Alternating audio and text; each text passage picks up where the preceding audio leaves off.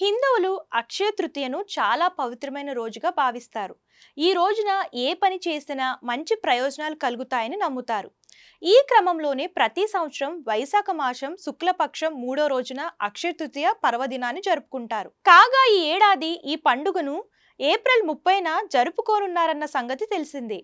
అక్షయ తృతీయ రోజున బంగారంతో పాటు అనేక వస్తువులను కొనడం శుభప్రదంగా పరిగణిస్తారు. వాటిలో ఉప్పు కూడా ఒకటి కాగా, అసలు ఆ రోజు ఉప్పు ఎందుకు కొనాలో ఇప్పుడు తెలుసుకుందాం. అక్షయ తృతీయ పర్వదినాన లక్ష్మీదేవిని పూజించే సాంప్రదాయం ఆనవాయితీగా వస్తుంది.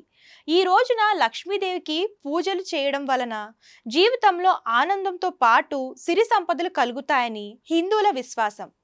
అంతేకాదు, ఏదైనా కొనడానికి కూడా అక్షయ తృతీయ రోజున చాలా ప్రత్యేకమైనదిగా భావిస్తారు. అందుకే చాలా మంది బంగారం వెండితో పాటు ఉప్పును కూడా కొనుగోలు చేస్తారు. ఈ రోజున ఉప్పు కొని దానం చేయడం వలన జీవితంలో అన్ని కష్టాలు తొలగిపోతాయని నమ్ముతారు. అదేవిధంగా అన్ని రకాల సమస్యల నుంచి ఉపశమనం పొందడమే కాకుండా ఉప్పును దానం చేయడం వలన పూర్వీకుల ఆశీస్సులు కూడా లభిస్తాయని చెబుతూ ఉంటారు. అక్షయ తృతీయ పర్వదినాన సాధారణ రాతి ఉప్పును కొనుగోలు చేయడం శుభప్రదమని చెబుతున్నారు. రాతి ఉప్పు కొనడం వలన లక్ష్మీదేవి ప్రసన్నం అవుతుందని, వాస్తు దోషాలు ఏమైనా ఉంటే తొలగిపోతాయని నమ్ముతారు. అదేవిధంగా సిరి సంపదలు పెరగడంతో పాటు మానసిక ప్రశాంతత లభిస్తుందని విశ్వసిస్తారు. ఈ క్రమంలోనే అక్షయ తృతీయ రోజున చాలా మంది ఉప్పును కొనుగోలు చేస్తారని తెలుస్తోంది.